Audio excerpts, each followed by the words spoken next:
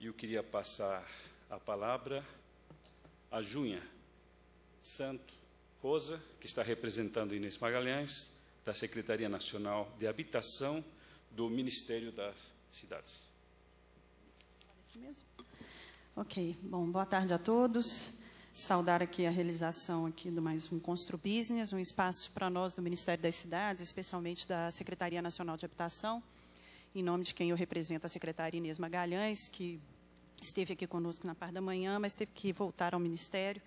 em função de um pedido do ministro Márcio Fortes. Então, eu tentarei brevemente aqui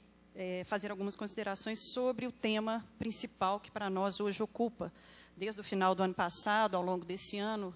especialmente com o anúncio do programa Minha Casa Minha Vida, que é a proposta de uma discussão de mais longo prazo para o setor habitacional do país. Desde o início do governo, desde a primeira gestão, todos os trabalhos que o Ministério, na instituição da Secretaria Nacional de Habitação, em parceria com a Caixa, em parceria com empresários, movimentos sociais, entidades de classe, movimentos sociais e academia, por meio do Conselho das Cidades, foi feito o debate da nova Política Nacional de Habitação,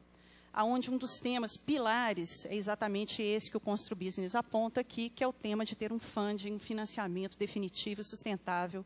para os programas, especialmente voltados àquele componente do déficit habitacional brasileiro e da demanda futura, que são as faixas de média e baixa renda. Certamente, quando o próprio presidente, a ministra Dilma, anunciaram o programa Minha Casa Minha Vida, embora nós estivéssemos num período de discussão ainda de algumas diretrizes do Plano Nacional de Habitação, que é o grande instrumento pelo qual a política nacional começa a ser implementada,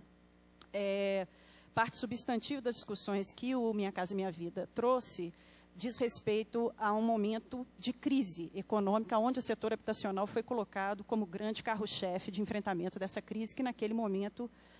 todo o mundo e o país certamente sofria essa ameaça. Temos que pensar que naquele momento o grande mote era a criação de empregos, era trazer um setor que sempre respondeu, na medida em que o próprio governo apresentava incentivos e uma série de instrumentos necessários para que ele continuasse a cumprir um papel fundamental, que é um grande gerador de emprego, não é? Um setor que compõe o PIB brasileiro de forma fundamental. Então, para nós, evidentemente, essa é uma grande oportunidade de nós trazermos para toda a sociedade brasileira a discussão de uma política pública que nem sempre mereceu estar como educação, saúde, assistência social e outras, né, na agenda prioritária do Brasil. Quer dizer, não é só do governo, é do Brasil e dos 3 níveis, especialmente de governo, porque a gente tem uma interlocução aí necessária e fundamental de qualificação com a gestão pública municipal e o papel dos governos estaduais na definição do acesso e da garantia do acesso à moradia digna no país. Então, embora o Brasil hoje conte com alguns instrumentos de política pública já, que é o caso da Política Nacional, o Estatuto das Cidades, uma série de instrumentos importantes, o próprio Plano Nacional, que agora, depois da sua revisão, volta à cena com as medidas que o programa da Minha Casa Minha Vida já alavancaram, é importante a gente pensar que ainda falta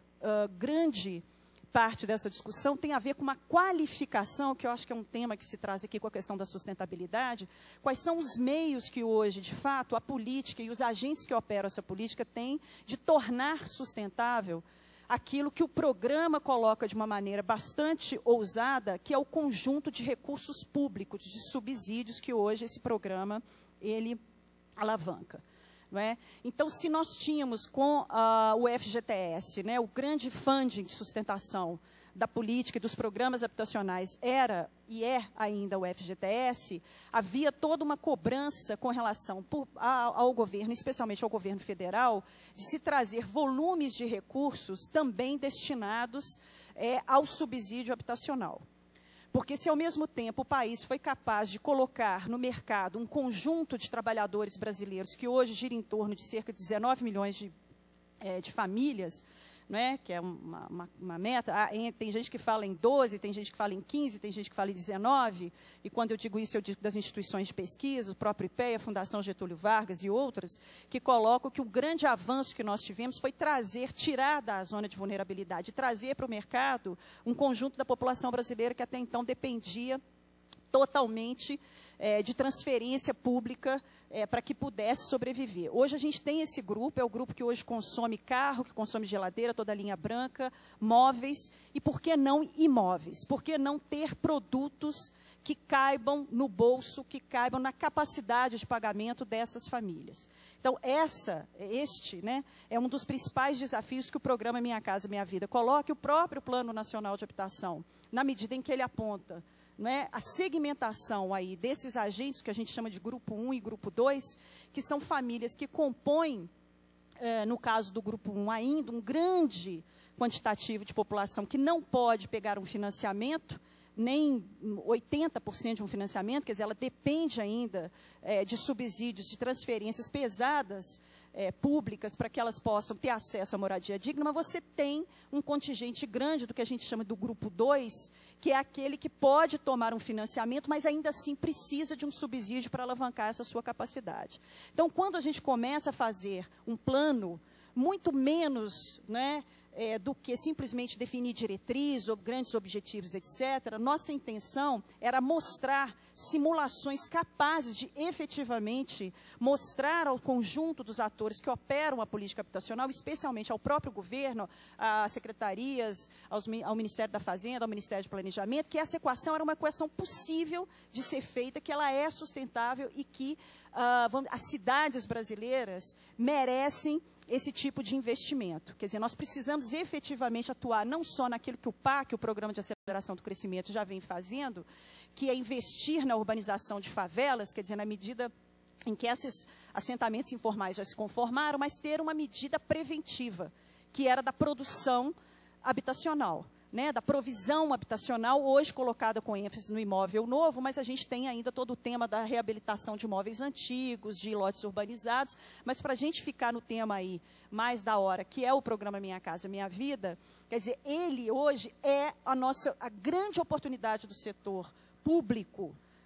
trabalhar com a habitação de forma sustentável, quer dizer, colocar essa discussão, habitação, para ela poder alcançar os estratos de média e baixa renda, precisa haver uma política massiva de subsídio. Então, esse é o primeiro tema que a gente tem aí. Quer dizer, 17 bilhões de reais hoje estão colocados à disposição de um programa habitacional. Então, nós não podemos correr o risco desse programa, de fato, ele não dar certo. E ele traz, evidentemente, questionamentos. Quando a gente fala, por exemplo, um dos temas que está aqui, por exemplo, a inovação tecnológica, o Plano Nacional de Habitação, ele coloca claramente, nós temos várias frentes que nós temos que atuar. E hoje o governo, por meio de uma discussão aqui, que a Fiesp nos apoia muito, por meio de um estudo prospectivo que o Ministério do Desenvolvimento, Indústria e Comércio e a Agência Brasileira de Desenvolvimento Industrial, em parceria com o Ministério das Cidades, vem discutindo sobre o setor prospectivo aí no tema da construção civil. Então, um dos temas fundamentais é o tema da produtividade, da qualidade do setor, a questão da mão de obra, qual é o perfil da mão de obra hoje colocada nesse setor, então a importância de se abrir isso, o tema da modulação, nós precisamos melhorar a qualidade, a quantidade, a produtividade do setor aí, diminuir os tempos de construção, que são os compromissos que os próprios empresários estão colocando, acho que o Jorge vai poder melhor falar disso. O tema das prefeituras, dos agentes públicos municipais na questão da inovação aí, com que diz respeito à rapidez, o quadro que nos antecedeu aqui dizia muito dessas inoperâncias do ponto de vista do tempo de aprovação, etc. Então, há um conjunto de medidas para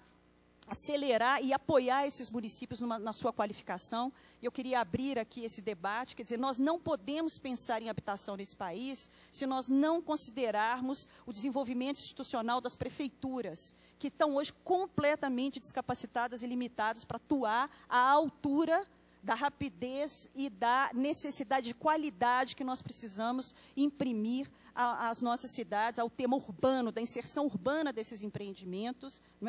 e com tudo que ela diz respeito, desde a qualidade do próprio produto habitacional que está sendo colocado, quanto à sua relação com escolas, com a mobilidade, etc. Então, esse é um tema também que no estudo da cadeia lá da construção civil, nós temos colocado muito. Então, eu queria, já estou aqui recebendo o cartãozinho